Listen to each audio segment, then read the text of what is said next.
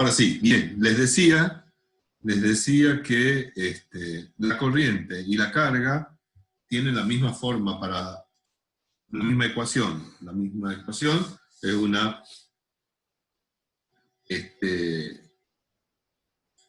variación que arranca para t igual a 0 con el valor máximo de la carga y de la corriente. La corriente es Q sub 0 sobre LC, y va disminuyendo de forma exponencial, hasta que al final, para t igual a infinito, la carga vale 0 y la corriente también. Entonces, carga y descarga, hemos visto, están estrechamente relacionadas, nada más que en el proceso de carga hace falta una FEM, y en el proceso de descarga, la idea es que el capacitor se descarga a través de una resistencia. Y el tiempo, también acá está el tiempo del tau, ¿no? Que es... es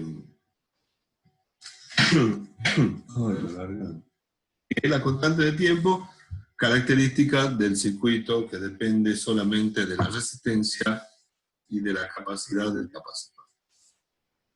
Acá pueden ver las gráficas. La carga, que está a la derecha, arranca en un valor Q sub 0, y a medida que transcurre el tiempo va disminuyendo exponencialmente, un tiempo suficientemente grande será 0. La corriente, que arranca en el valor negativo y sub 0, que es menos Q sub 0 sobre DC, y va disminuyendo, disminuyendo, disminuyendo, hasta que en un tiempo suficientemente grande, esta corriente tiende a 0.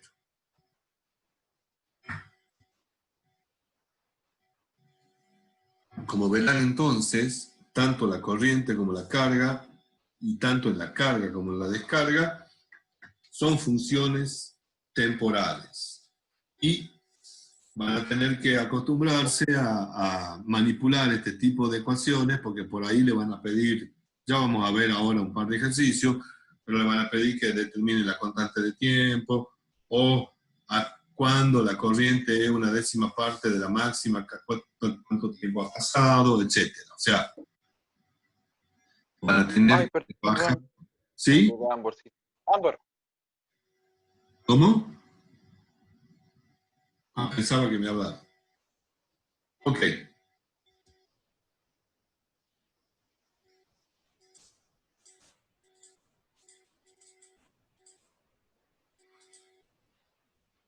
Profe, Sí. te hago una consulta. Algo pasa con el aula virtual que no pueden ingresar desde ahí a la clase. Solamente me apareció la clase pasada. No sé qué ha pasado. No la he grabado yo entonces. Capaz que no la puse. Pero no pueden entrar por... pero creo que mandé la invitación también a último momento. A través de un mensaje. Ah, bien. Pues. Pero puede ser que no la haya puesto. ¿Qué querés que te diga? La verdad que no sé, porque tenía una semana complicada. Yo ya me voy a No fijar. está todo bien. Bueno, ya me voy a fijar. Bien. Igual se me contestaron los chicos, igual. Gracias, profe. Ok. Ok. No sé, ¿cuántos tenemos? 24. Bueno, sí, es la cantidad de chicos que más o menos se conectan últimamente. Yo creo que mandé el mensaje. Bueno, ya me ha hecho dudar. Bueno, entonces, ya está con la carga y la descarga. Ahora vamos a ver. Profe, sí me llegó el mensaje de usted al email. Sí, ¿no? Por mail ha llegado, digamos. Sí, lo he hecho a último momento, pero lo hice. Y ya me voy a fijar si es que está la clase, la verdad que no sé. A partir de ahora... Y si aparecía, profe, ahí en la parte de mensajes del aula virtual, sí estaba Sí. la invitación para la clase de hoy. A partir de ahora voy a poner en el inicio del aula virtual la clase y la asistencia como para que no tengan que andar buscándola por el aula, digamos. ¿Ah? Entonces, el aula virtual arranca con la pantalla esa de inicio que tiene, bueno, y ahí voy a tratar de ubicarlo en el primer tramo del aula para que esté accesible y no tengan que, aunque ya más o menos saben a dónde está, pero me parece que ahí va a ser más directo. Bueno, continuemos. Acá hay un ejercicio que lo he sacado del mismo libro, decía, sobre la carga del capacitor. O sea, un capacitor que se carga a través de una resistencia, con una FEM. Entonces dice, un resistor de 10 megaohm está conectado en serie a un capacitor de 1 microfaradio, 1,0, y una batería con FEM de 12,0 volts. Antes de cerrar el interruptor, en el instante t igual a 0, el capacitor está descargado. ¿Cuál es la constante de tiempo? Esa sería la pregunta A. La pregunta B, ¿qué fracción de la carga final hay en el capacitor cuando ha transcurrido 46 segundos? Y la tercera, ¿qué fracción de la corriente inicial y sub cero permanece para t igual a 46 segundos? Bueno, entonces tenemos un resistor, tenemos el capacitor, tenemos la FEM, cerramos el circuito y nos pregunta primero la constante de tiempo. La constante de tiempo tau es independiente del tiempo. Tiene un valor que solo depende de R y de C. Es R por C. Pero R tiene que estar en ohmios y C tiene que estar en faradios. Entonces, mega significa 1.000.000, es 10 a la 6, y micro significa 10 a la menos 6. Entonces, cuidando de poner en la unidad adecuada, ohmios para la resistencia y faradios para la capacidad, nos da una constante de tiempo multiplicando de 10 segundos. O sea, ¿qué significa que la constante de tiempo sea 10 segundos? En 10 segundos, el capacitor va a obtener un 63% de la carga. ¿Me entienden? O sea, es el valor ese que representa casi las 2/3 partes de la carga inicial o de la corriente, según esté analizado. Y después decía, ¿qué fracción de la carga final hay en el capacitor a los 43 segundos? Entonces, ¿se acuerdan? La ecuación era QF por 1 menos E a la menos T sobre LC. Entonces, cuando me preguntan qué fracción, ¿por qué lo veo acá? Lo que realmente me está preguntando es, lo voy a poner acá para que, la relación entre la carga que hay en ese momento y la carga que había al comienzo. Entonces, la pregunta era, ¿qué fracción de la carga final está a los 46 segundos? U representa la carga a los 46 segundos y esta es la carga final. UF que estaba multiplicando pasa dividiendo y me piden esa relación, entonces reemplazo T por 46 segundos, la constante de tiempo era 10 segundos, hago la operación matemática y resulta que me da 0,99. Si yo lo pongo en porcentaje, sería 99%. Entonces, a los 46 segundos, en el capacitor ya está el 99% de la carga total. ¿Se dan cuenta?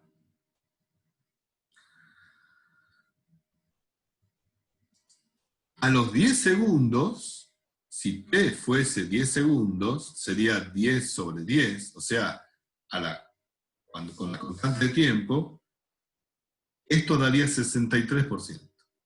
A los 10 segundos daría 63%.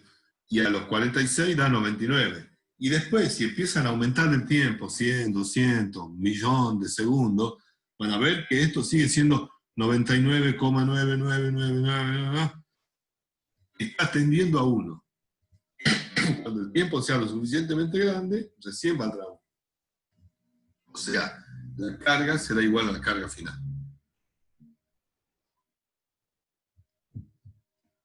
Y por último, la pregunta dice, ¿qué fracción de la corriente inicial I sub 0 permanece en t igual a 46 segundos? O sea, de la corriente inicial, que era al principio epsilon 0 sobre L, ¿cuánto queda? Y fíjense que cuando han transcurrido 46 segundos, y el capacitor ya está cargado con el 99% de la carga, solamente está circulando un 1% de la corriente inicial. O sea, ya prácticamente la corriente ha desaparecido. Entonces, fíjense cómo este ejercicio nos sirve, nos muestra cómo en un tiempo relativamente corto, 46 segundos para este caso, podríamos haber puesto uno menor, ya el capacitor ha recibido prácticamente toda la carga. Y la corriente ha descendido a valores muy pequeños. ¿No? Bueno, ese sería un ejemplo de un proceso de carga de un capacitor. Veamos ahora qué pasa en la descarga. ¿Ok? Entonces, el mismo capacitor de recién se le conecta, bueno, la figura no está, pero es el capacitor y la resistencia de 10 megaohmios. A ver si está la figura. No, aquí está. Entonces, está cargado con Q sub 0, tiene una resistencia de 10 megaohmios. La carga inicial Q sub 0 son 5 microcoulombios, C. Y nos preguntan, ahora, ¿en qué momento la carga será igual a 0,50? O sea, 0,5 microcoulombios. Un 10%. ¿Y cuál será el valor de la corriente en ese instante? Entonces, ¿en qué momento necesitamos calcular el tiempo? De la ecuación esa que daba la carga Q en función del tiempo, vamos a tener que despejar el tiempo. Para eso, pasamos Q sub 0 primero dividiendo, después aplicamos este logaritmo, y resulta que en el caso de Q, para la descarga, ¿no? El valor nos va a dar 23 segundos. O sea, reemplazo acá el valor de la constante de tiempo. Y fíjense que el signo menos, que está delante de los 10 segundos, se va con el signo menos del logaritmo de 0,5 sobre 5, que es 0,1. El logaritmo de un número menor que 1 da negativo. ¿No? Y en este caso, el valor es 23 segundos. Entonces, una vez que el proceso de descarga se inicia, a los 23 segundos, solamente le queda el 10% de carga al pobre capacitor. El otro 90% ya se ha transferido la energía a la resistencia, que seguramente la disipa en forma de calor. Y después pregunta, a los 23 segundos, ¿cuál es el valor de la corriente? ¿no? Entonces, tenemos que hacer simplemente reemplazar en la ecuación de la corriente Q sub 0, que era 5 por 10 a la menos 6 coulombios, la constante de tiempo era 10 segundos, y E es 23, sobre LC que era 10, es 2,3. Y el valor da aproximadamente 5 por 10 a la menos 8 amperes. Por 10 a la menos 8, o sea, es 0,70 y un 5. Un valor pequeñísimo, digamos. O sea que ya la corriente es prácticamente insignificante. Quiere decir que a los 23 segundos, prácticamente el 90% de la carga ya se ha perdido en el capacitor. Bueno, carga y descarga no tiene más secretos, digamos. Eso es todo. Ahora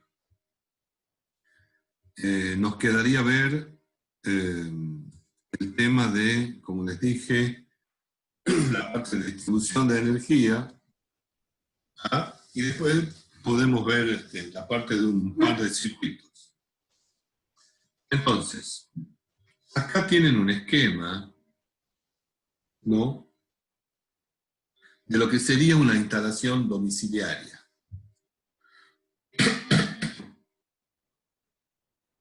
Monofásica. El cablecito coloradito, rojo, fucsia, es la fase donde está la tensión, los 220 voltios. Y el celestito es el neutro. El neutro que en los transformadores de distribución, que no están dibujados acá, se opone a tierra. ¿Qué significa poner a tierra? Significa que mediante una jabalina, normalmente son de 1,5 metros o 2 metros, dependiendo, y están cubiertas de cobre, se la entierra a una profundidad de, bueno, 1,5 metros, 2 metros, se le hace una buena caja de inspección y con un borne se la conecta al neutro. Toda instalación eléctrica que se precie de tal tiene que tener una conexión a tierra. La conexión a tierra es un aspecto fundamental en la protección de la vida humana y de los circuitos. Ustedes habrán visto que su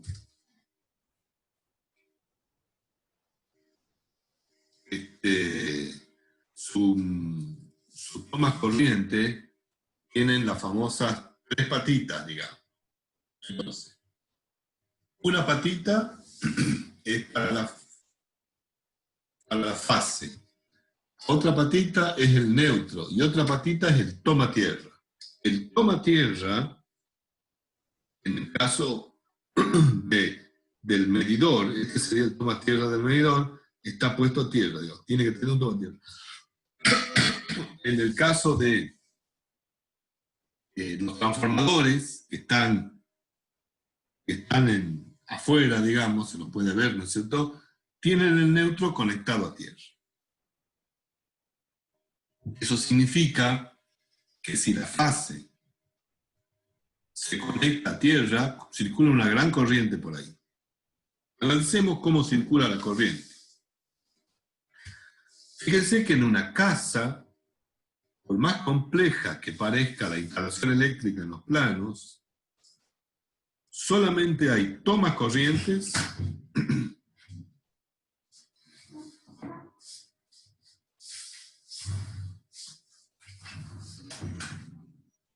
solamente les decía, hay tomas corrientes, que son los que están acá marcaditos con 2 patitas, faltaría la parte del neutro, está de la tierra, y las llaves que conectan a los artefactos de iluminación. Es lo que hay en una casa. Toma corrientes, y fíjense también que la instalación eléctrica está conectada en paralelo. Todos los tomas corrientes y las luces están conectadas en paralelo a la fase y el neutro. Fase y neutro. Entre fase y neutro hay 220 voltios, o sea que el toma corriente tiene los 220 voltios y el foquito, cuando se cierra la llave, tiene los 220 voltios. Acá hay representados dos circuitos, digamos. Esta podría ser de la planta alta y esta podría ser de la planta baja. Hay un fusible principal, y después, que sería la caja principal, y después tiene que haber un fusible o una llave termomagnética para cada circuito. Ya lo vamos a ver. Entonces, fíjense que la instalación eléctrica es muy simple. Se conecta en paralelo todas las llaves, los tomas de corriente, y se conectan en paralelo las luces con sus respectivas llaves. Después están las llaves de 2 puntos, etcétera, etcétera. Pero en definitiva es eso, la instalación eléctrica.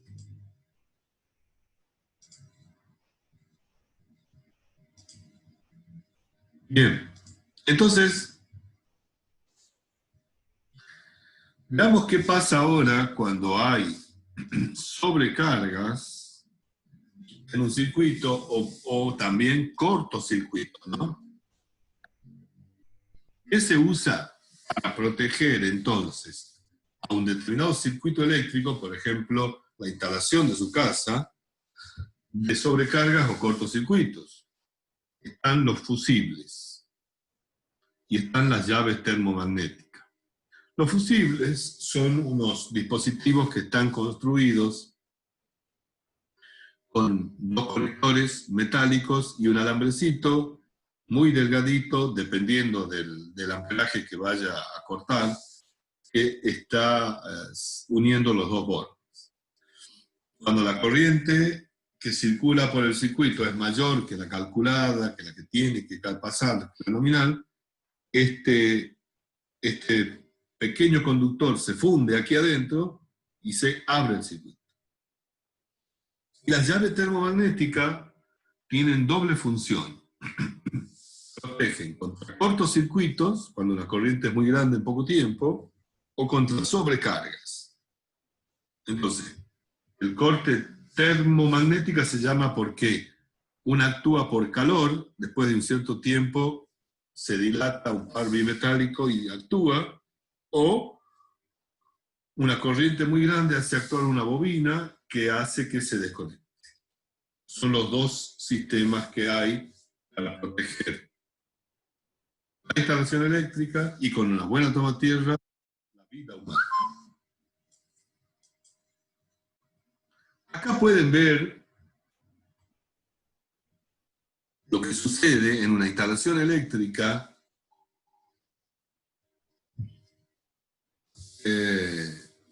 cuando un instrumento, por ejemplo, acá está poniendo un taladro, pero podría ser un ventilador, podría ser un lavarropas, podría ser una heladera, podría ser un electrodoméstico que no tenga doble aislación y que no tenga una cobertura de plástico.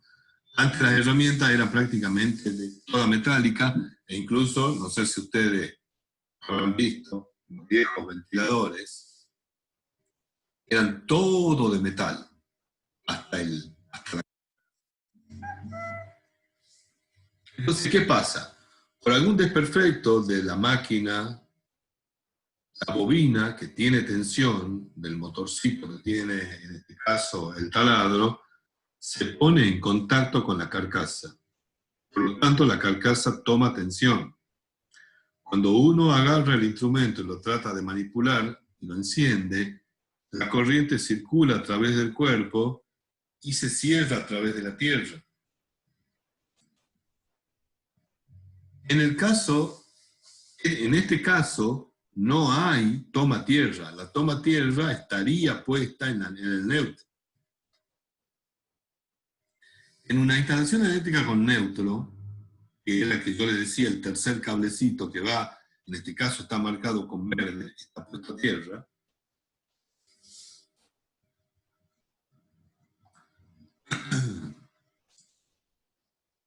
la corriente, que siempre elige el camino más fácil, cuando yo lo manipulo, en vez de ir por la resistencia del cuerpo humano, que va a ser más grande que la del toma tierra, tomo el camino del cablecito verde y no me da la corriente eléctrica. O sea, está actuando, el toma tierra está actuando la protección. Por supuesto que esta corriente que circula por acá seguramente hará saltar los fusibles, porque es una corriente muy grande. Pero actuará el fusible, dejará de pasar la corriente y yo estaré protegido.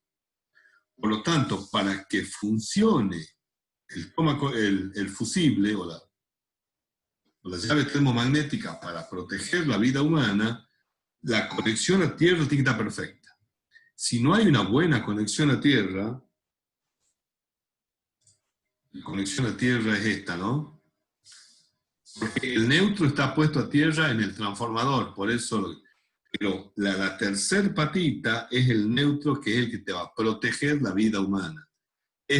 Al estar conectado a la carcasa, la corriente viene por acá y en vez de pasar a la mano, sigue por el cablecito verde, porque la idea es que la tierra tenga una resistencia muy baja. Por eso hay que inspeccionarla regularmente.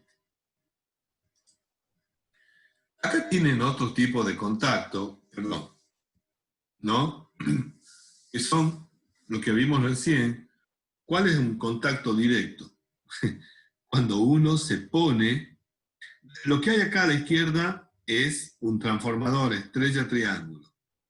Es el transformador que tiene, que es el transformador que está en la calle. Si ustedes se fijan, hay tres triangulitos, hay tres cables, y cada uno de esos tres cables es una fase. Y el tercero es el neutro, que está puesto a tierra. Bueno, cuando uno toca una fase y no actúa la protección eléctrica, la corriente circula por tu cuerpo. Y yo no sé si le había dicho en la clase pasada, pero la corriente es lo que te mata cuando circula por tu cuerpo. Y una corriente de 30 miliamperes, o sea, 0,030 amperes, muy pequeña, alcanza para producir la fibrilación del corazón. O sea, alcanza para que el corazón empiece a funcionar mal o se detenga. Solamente 30 miliamperes.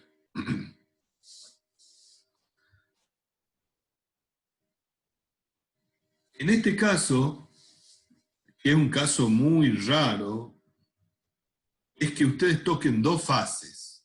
Tendrían que tener corriente trifásica en su domicilio. Entonces la corriente circula por ustedes de una fase a otra. También podría ocurrir, eso me pasó a mí una vez, que conecten con sus miembros en la fase y el neutro. Entonces la corriente circula por su cuerpo. No sale por tierra, circula por su cuerpo. En este caso, va desde el brazo, pasando por todo el cuerpo, al otro brazo. Entonces, el contacto más frecuente que se da es cuando uno, bueno, está descalzo o no está bien aislado y le da la corriente, toca una fase. El circuito se cierra por la tierra. En estos casos, esto se cierra por el cuerpo directamente. Después hay otros contactos que se llaman indirectos, que cuando ustedes tocan un intermediario, digamos, como podría ser en el caso de que yo les decía el ventilador o algún aparato, o ya. ¿no? La corriente circula por tierra. En este caso, la corriente circula a través del cuerpo humano. Esto es muy difícil que se dé. Es el más común de todo. Entonces, ustedes, por ejemplo, están manipulando el lavarropa no está puesto a tierra, tiene los pies mojados, el lavarropa es viejo, ya perdió aislación en la bobina, resulta que está conectado, le da la corriente se cierra, este sería el defecto, digamos, el instrumento, el caso del lavarropa, la corriente se cierra por tierra. ¿No? Pueden circular corriente tan grande, mayor que 30 mA, ya es suficiente para que los mate. Acá hay un ejemplo más directo, no más directo, sino más ilustrativo, de lo que pasa, que yo les decía, cuando no hay puesta a tierra, cuando ustedes la puentean la puesta a tierra, o directamente no la tienen en su casa, está de adorno la tercera patita.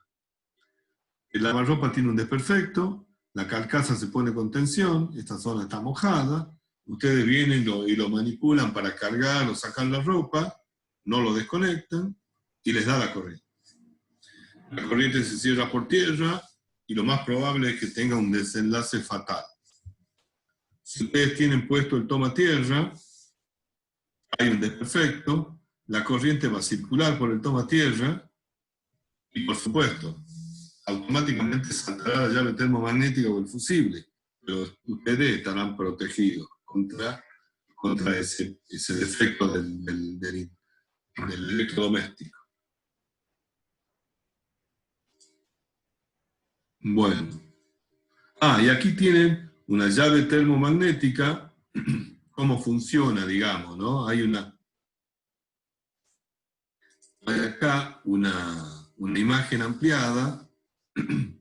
Pueden ver, este es uno de los conectores, acá hay un tornillito que lo desajustan, ponen el cable acá y lo cierran.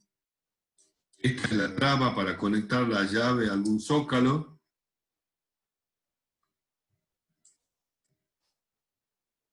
Acá hay una cámara, apaga chispa, que es cuando se produce un cortocircuito y salta un arco, esto lo extingue. Esta bobina que hay acá es para el disparo magnético, cuando hay un cortocircuito. Cuando hay un cortocircuito circula una corriente muy grande por acá, esa corriente genera un campo magnético, ese campo magnético la trae esta pestañita para acá y el circuito se abre. Acá está la protección por sobrecargas, es un bimetálico, un dispositivo térmico que está calibrado para un cierto valor de corriente. Cuando pasa un valor de corriente durante un cierto tiempo mayor que el normal, esto se calienta, se dilata y levanta la patita y corta la circulación de corriente. Por acá hay un huequito para que salga el aire por disipación de energía. Esta es la llavecita para prenderlo y apagarlo. Y aquí está el contacto fijo y el contacto móvil, lo que hace contacto. Bueno, esta es una llave termomagnética. La llave termomagnética puede funcionar, pero para que funcione con la protección térmica, sobre todo con la protección magnética, tiene que tener la puesta a tierra. Si no, solamente está para proteger el circuito, no la vida humana. Perdón. Dejar de compartir. Bueno, entonces eso en cuanto a... ¿Cuánto tiempo queda? Uy, ya quedan unos segunditos. Bueno, nos enganchamos una vez más para ver un par de circuitos y ya después terminamos.